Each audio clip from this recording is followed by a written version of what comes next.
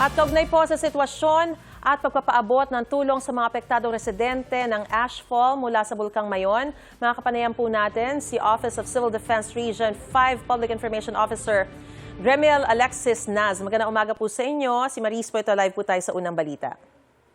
Hello ma'am, magandang umaga po. Una po sa lahat, ano po ang latest assessment niyo po sa mga komunidad na naapektuhan ng Mayon ashfall at lalo na po sa 8 lugar sa Albay na isinailalim na po sa state of calamity? Sa ngayon ma'am, may mga reported pa rin pong areas na meron pang trace amounts of ashfall and patuloy din po ang clearing and response operations na ginagawa po. Alright. Kumusta po yung supply at pagpapaabot ng pagkain sa tubig, mga N95 mask para sa mga apektado po? Sa food and non-food items ma'am, tuloy-tuloy po. Simula po yung pagbagsak ng ashfall noong May 2, ay nandun po yung ating mga teams para magbigay ng face mask, inuming tubig and also family food packs po. Sapat pa naman po yung supply natin, hindi pa tayo nagkukulang?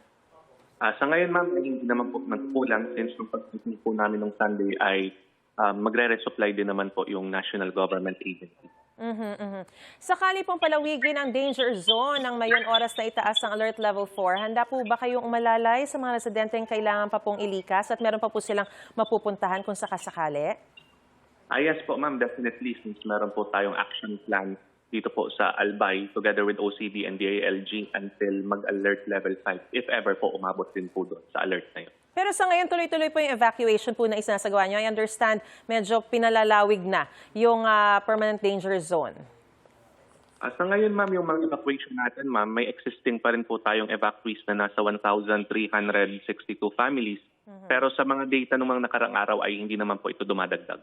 Alright. Maraming salamat po, Gremiel Alexis Naz ng Office of Civil Defense Region 5 sa impormasyong binigay niyo po sa amin at mag-iingat po kayo. Thank you very much.